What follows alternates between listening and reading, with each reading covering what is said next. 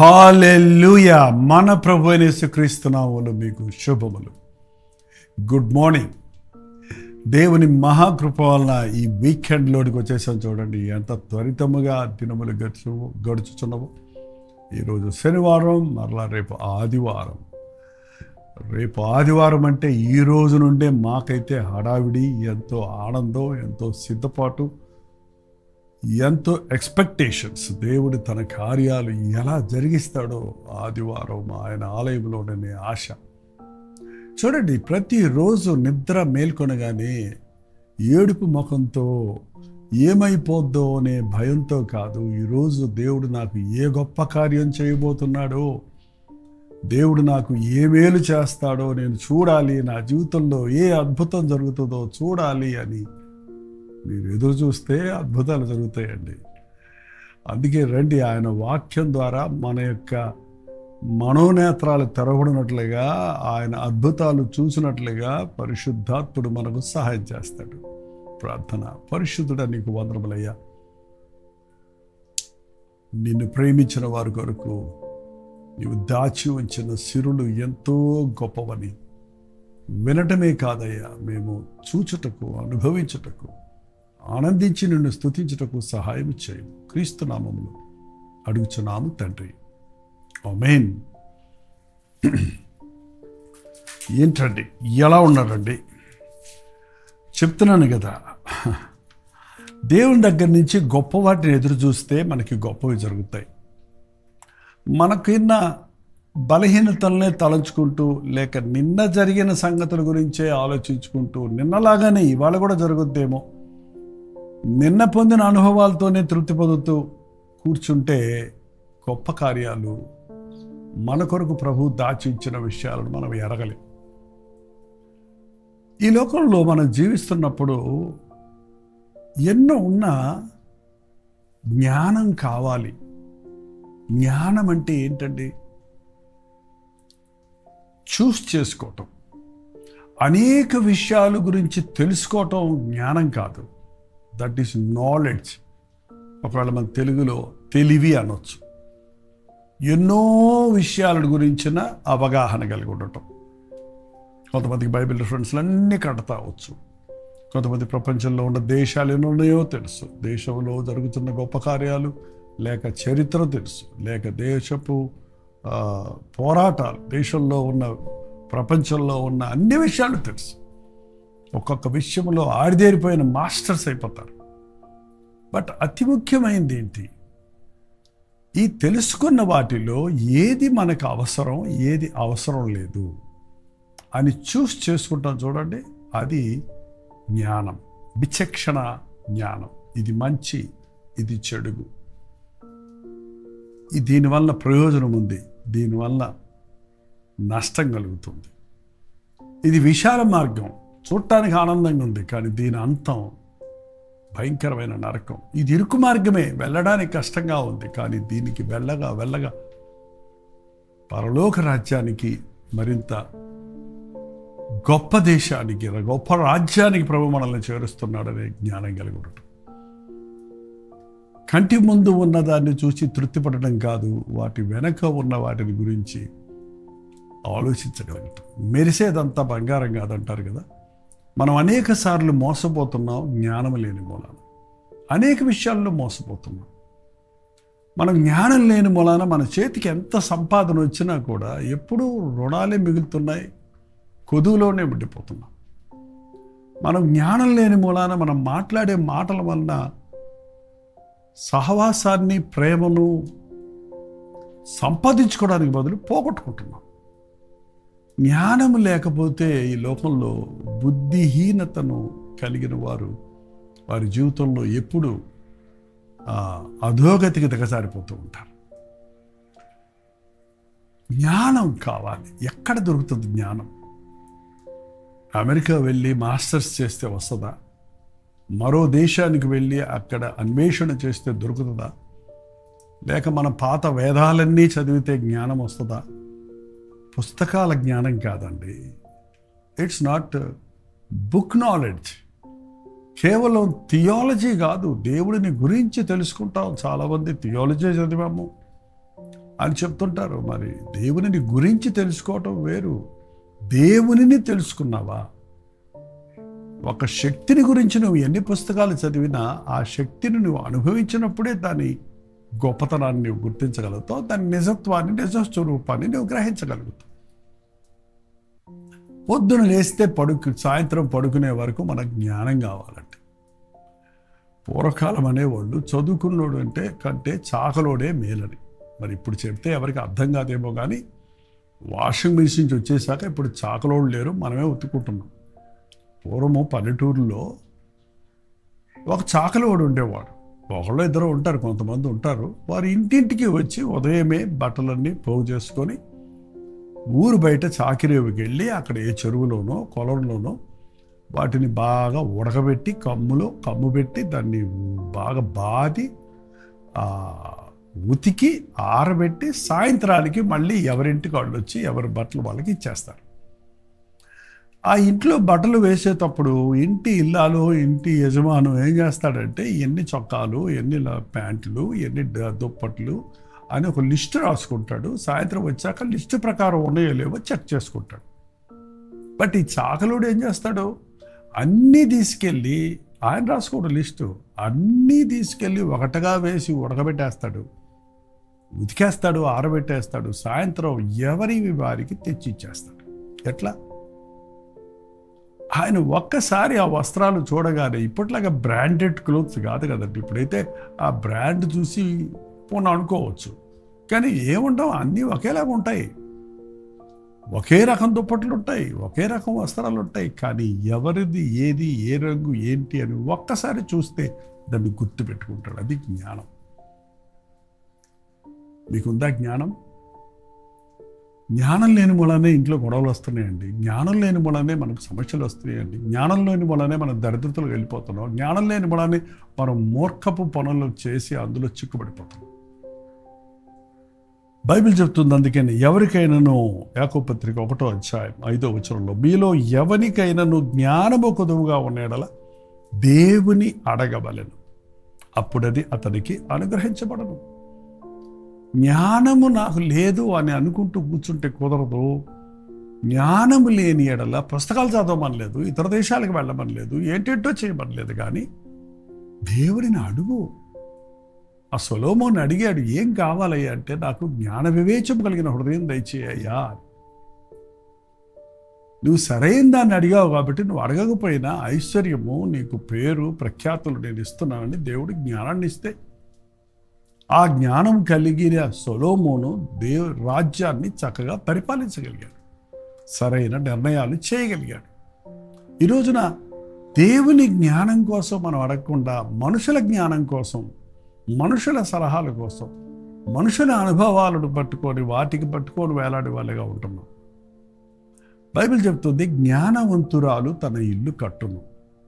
ప్రతి స్త్రీ వివాహం అయిన తర్వాత జ్ఞానం కలిగి ఉంటే తన కుటుంబాన్ని కట్టుకుంటుంది. ఇల్లు కట్టును అంటే ఇటుకలతో కట్టే ఇల్లు కాదండి. House and home. హౌస్ అంటే ఇటుకలతో కట్టే బిల్డింగో, బంగళో, గుడిసో ఏదో ఒకటి. బట్ గృహము, హోమ్, గృహం అంటే ఇంట్లో ఉన్న వ్యక్తులందరూ, భార్యాభర్తలు, పిల్లలు, పూర్వకాలంలో అయితే తల్లిదండ్రులు, అత్తమామలు అందరూ కలిసి ఉండేవారు, అన్నదమ్ములు, అక్కచెల్లెలు కలిసి ఉండేవారు. హోమ్, అందరి మధ్య ఒక యూనిటీ తీసుకురావడానికి ఎవరికి ఏది అవసరమో, ఎవరి పట్ల ఎలా ప్రవర్తించాలో, ఎవరితో ఎలా మాట్లాడాలో ఎరిగినదిగా జ్ఞానవంతురాలు ఉంటుంది. కాబట్టి అందరి ఆప్యాయతను, అందరి ప్రేమను సంపాదించుకుంటుంది, అందరినీ ఐక్యపరచగలుగుతుంది. జ్ఞానవంతురాలు తన ఇల్లు కట్టును, 3 రాళ్ళు తన చేతులతో తన ఇల్లు ఓడబెరుకును అని కూడా బైబిల్లో చెప్పబడుతుంది. జ్ఞానయుక్తమైనటువంటి మాట, సమయోచితమైన మాట, అది ఎంతో మనోహరమైంది, ఎంతో మేలు జరిగిస్తుంది. ఒక్క అనవసరమైన మాట, అజ్ఞానమైన మాట, రూట్ టాక్, కఠినమైన మాట అనేకులను, బాంధవ్యాలను తెంపేస్తుంది. పురుషుడు కూడా జ్ఞానం కావాలని ఉందండి. పురుషులారా, మీ భార్య బలహీనమైన ఘటమని ఎంచుకొని జ్ఞానము చప్పున వారితో కాపురం చేయండి. పురుషుడు జ్ఞానముతో కాపురం చేయాలి. బలహీనమైన ఘటం అంటే వాళ్ళేం బలహీనం కాదు, కానీ వాళ్ళలో ఉన్న బలహీనత వెంటనే నమ్మటం, ఎక్కువగా ప్రేమించటం, ఎక్కువగా ఆశించటం, ఎక్కువగా మరొకరి ఇంటి మీద, భర్త మీద లేక తల్లిదండ్రుల మీద ఆధారపడటం. కాబట్టి తట్టుకోలేరు వారి కొన్ని కఠినమైన మాటలు, కొన్ని పరిస్థితులు. కాబట్టి అక్కడ జ్ఞానము చొప్పున నిష్ఠూర పెట్టక మీ భార్యలను ఆమెతో కాపురం చేయడం బైబిల్ చెప్తుంది. కుటుంబాలు ఇవాళ కూలిపోతున్నాయి, విఫలమవుతున్నాయి. కారణం జ్ఞానం లేని బాల. జ్ఞానము కలిగిన కుమారుడు తండ్రిని సంతోషపెట్టడు. ఇవాళ ఎంతమంది కుమారులు తల్లిదండ్రుల హృదయాలను బద్దలగొడుతున్నారంటే, జ్ఞానమును కలిగిన వాడు, దేవుని జ్ఞానము కలిగిన వాడు కృతజ్ఞత కలిగిన వాడుగా ఉంటాడు. నన్ను కన్న తల్లిదండ్రులు, నా కొరకు శ్రమ పడుతున్న తల్లిదండ్రులు, నన్ను ప్రేమించే తల్లిదండ్రులని వారి మాట వింటారు. ఎంతమంది ఈ రోజున యవ్వన బిడ్డలు జ్ఞానం కోసం స్కూల్స్ పంపుతున్నాం, కానీ దైవ జ్ఞానము దేవుని సన్నిధిలో దొరుకుతుంది. యేసు ప్రభువుకు మరొక పేరే జ్ఞానం. బుద్ధి, జ్ఞాన, సర్వ సంపదలు ఆయనలో గుప్తమై ఉన్నాయి. జ్ఞానము కొదువుగా ఉంటే నన్ను అడగండి, దేవుణ్ణి అడగండి, ఎప్పుడు దానికి అనుగ్రహించబడును. ఆయన ఎవరిని గద్దింపక అందరికీ ధారాళంగా దయచేయవాడు. ఆయనకి ఎలిజిబిలిటీ ఏమీ అక్కర్లేదండి. నువ్వు జ్ఞానం పొందుకోవడానికి నువ్వేదో సీనియర్గా ఉండాలి, లేకపోతే వయసు ఉండాలి, లేకపోతే ఇవి చదవాలి, ఏ కండిషన్స్ లేవు. ఎవరైనా సరే ప్రభువా అని అడిగితే ఆయన నామములో ప్రతిదీ మనకి ఇవ్వడానికి సిద్ధంగా ఉన్నాడు. మీరెవరైనా సరేనండి, మీరు చదువుకున్నోళ్ళు, చదువులేనోళ్ళు, ధనవంతులు, పేదోళ్ళు, స్త్రీలు, పురుషులు, దేశంలో ఉన్నారు, విదేశాల్లో ఉన్నారు, ఏ భాష వారో ఏ జాతి వారో కానీ యేసు ప్రభువే మనందరి ప్రభువు కనుక అందరినీ ప్రేమించేవాడు. అందరినీ అడిగిన వారికి కాదనక ఇచ్చేవాడిగా ఉన్నాడు. ఆయన ధారాళంగా దయచేస్తాడు. మళ్ళీ ఏదో దాంట్లో రేషన్ లాగా ఇంతే నీకు ఇంతే అనే కాదు, కానీ నువ్వు అడిగినంత, నీ హృదయం తెరిచినంత, నీవు ఆయనకు అప్పగించుకుంటావో అంతగా నిన్ను ఆయన నింపుతాడు. నిన్ను నీవెంతగా ఖాళీ చేసుకుంటావో అంతగా ఆయన జ్ఞానంతో, ఆయన ప్రేమతో నువ్వు నింపబడతావు. దేవుడిని అడగండి. ప్రార్థన అంటే దేవుడిని అడగటం ప్రార్థనలో ఒక భాగం. నా నామంలో మీరు ఏం అడిగినా ఇస్తానని చెప్పున్నాడు. ఈ సంపాదన నాకు సరిపోక మిగిలేటట్టు జ్ఞానం దయచేయ్యా. ఈ ఇంటర్వ్యూకి వెళ్తున్నాను, అక్కడ ఎలా సమాధానాలు చెప్పాలో నాకు జ్ఞానం దయచేయ్యా. ఈ పరీక్షకు వెళ్తున్నాను, ఎగ్జామ్స్ రాయడానికి నాకు జ్ఞానం దయచేయ్యా. చాలామంది యవనస్తులు ఈ రోజున ఎగ్జామ్స్లో ఫెయిల్ అవ్వడానికి కారణం వాళ్ళు చాలా చదువుతారు, కానీ అక్కడ అడిగిన ప్రశ్నను అర్థం చేసుకోలేక ఆ ప్రశ్నకు బట్టి తికమకపడి ఆ ప్రశ్నకు వేరే సమాధానం రాయటం, లేక అది నాకు తెలియదు అనుకొని ఊరుకోవటం, దానివల్ల ఫెయిల్ అయిపోవటం చూస్తున్నాం. దేవుడు జ్ఞానం ఇచ్చినప్పుడు నీవు రాసే సబ్జెక్టు ఏంటి అని నీకు తెలుస్తుంది. నిన్ను అడిగిన ప్రశ్న అనేది ఏంటి అనేది నువ్వు అర్థం చేసుకుంటావు. అందుకే ఆయన నామమును ఎరిగిన వారు, ఆయన జ్ఞానము కోరిన వారు ఉన్నతమైన శ్రేణిలో ఉత్తీర్ణులవుతారు. జ్ఞానము కుదువుగా ఉంటే నన్ను అడుగు. మనలో ప్రతి ఒక్కరము జ్ఞానము కొదువుగా ఉందన్న విషయాన్ని గమనించగలమండి. నువ్వెంతటితోటే నాకు తెలుసు అని నువ్వు ఒక పరిమితి పెట్టుకుంటే ఏంటండి, నీకు తెలిసిందే జ్ఞానం అనుకుంటే, నువ్వు తెలుసుకున్నదే సమస్తం అనుకుంటే అంతకంటే మించిన అజ్ఞానం లేదండి. జ్ఞానం ఎప్పుడు కూడా పైనుండి వచ్చేది, పవిత్రమైనది, స్వచ్ఛమైనది. అది ఎప్పటికప్పుడు మనకి ఈ రోజుల్లో మన సెల్ ఫోన్స్లో చూడండి అప్డేట్స్ వస్తూ ఉంటాయి.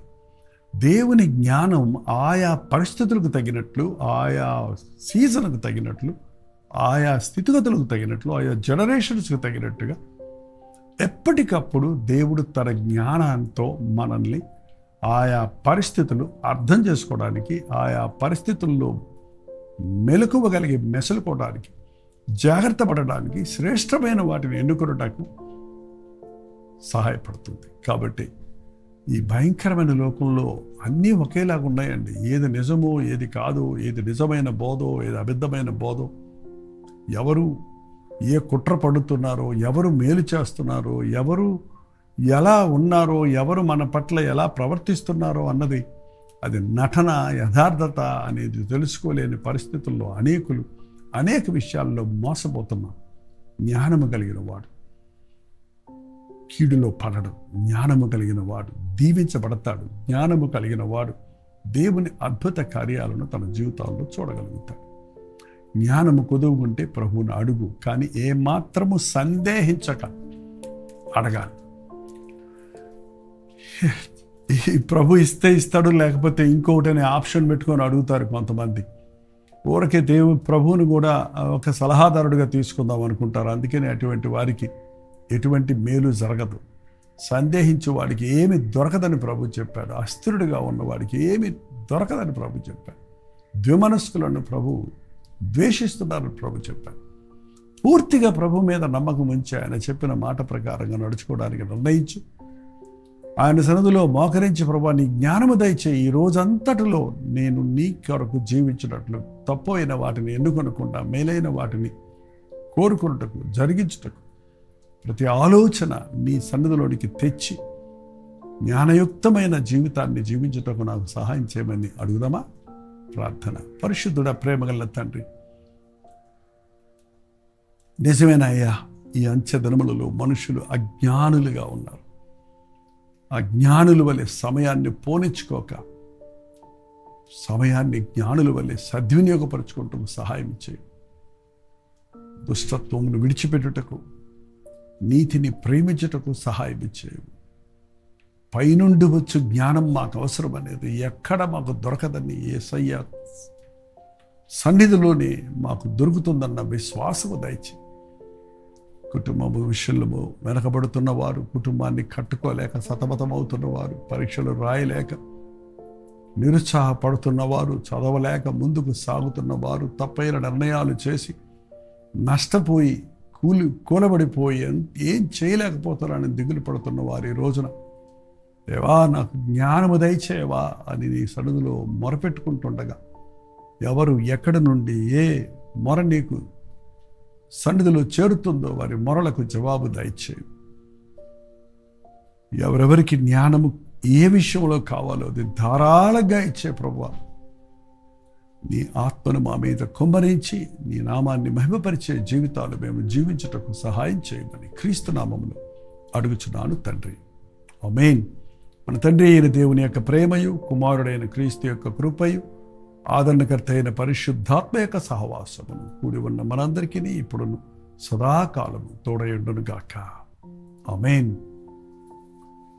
మీ ప్రార్థన అవసరతలు భారాలు 954041 నెంబర్కి, మీరు ఇతర దేశాల్లో ఉంటే 9100100888 నెంబర్కి ఒక టెక్స్ట్ లేక వాయిస్ మెసేజ్ ద్వారా వాట్సాప్ పెట్టండి. మీ పక్షంలో ప్రార్థిస్తున్నాం, మీరు ప్రార్థించండి. దేవుడు తప్పక మన ప్రార్థనలకు జవాబునిస్తాడు. డాక్టర్ జైపాల్ యూట్యూబ్ ఛానల్ మీరు సబ్స్క్రైబ్ చేసుకోకపోతే సబ్స్క్రైబ్ చేసుకోండి.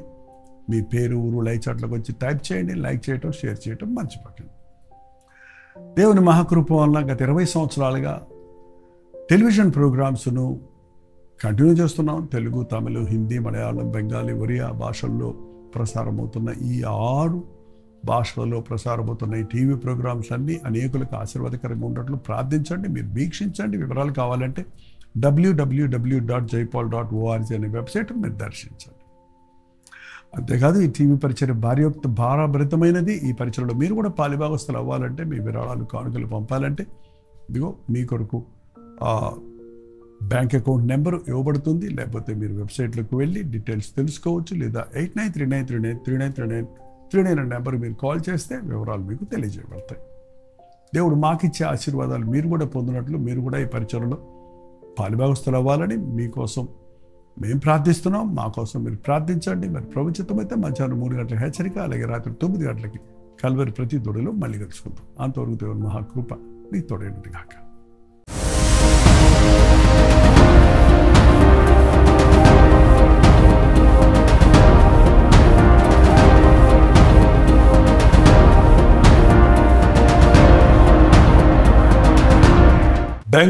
బెంగళూరు పరిసర ప్రాంతాల్లో ఉన్న వారికి శుభవార్త.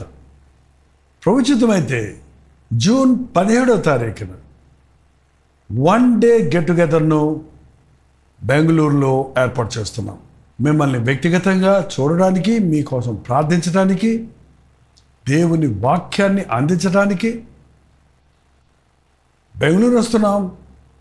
ఈ తారీఖును మీరు గుర్తుపెట్టుకోండి. జూన్ 17వ తారీఖు మధ్యాహ్నం 2 గంటల నుంచి 5 గంటల వరకు, 6 గంటల నుంచి 10 గంటల వరకు 2 సెషన్స్గా ఈ 1 డే గెట్ టుగెదర్ ఏర్పాటు చేస్తున్నాం. రండి, పాల్గొనండి, దైవాశీస్సులు పొందండి. ముఖాముఖి మిమ్మల్ని చూడడానికి, వ్యక్తిగతంగా మీకోసం ప్రార్థన చేయడానికి అవకాశం కలుగజేయండి. చిరునామా గమనించండి. Hudson community centre, CSI compound, opposite to Mitralaya girls high school, near corporation circle, Bengaluru. ఇంకా విషయమై మీకు వివరాలు కావాలంటే 8939393939 అనే నెంబర్కి మీరు కాల్ చేయండి. లేదా ఈ కింద ఇవ్వబడినటువంటి నెంబర్లకు మీరు వాట్సాప్ మెసేజ్ పంపించండి. మీకు డీటెయిల్స్ షేర్ చేయబడతాయి. తప్పకొస్తారు కదా.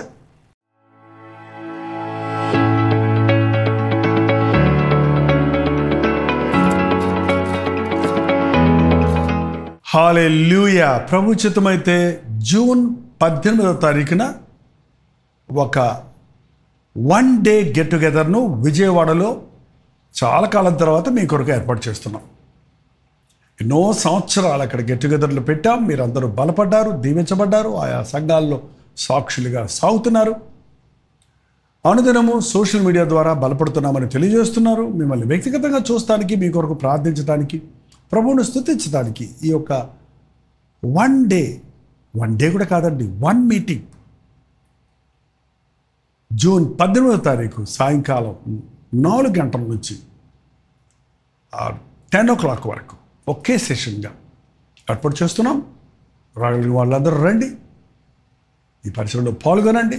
మీకోసం వ్యక్తిగతంగా ప్రార్థించడానికి, మిమ్మల్ని ముఖాముఖిగా చూడడానికి అవకాశం కలిగజేయండి.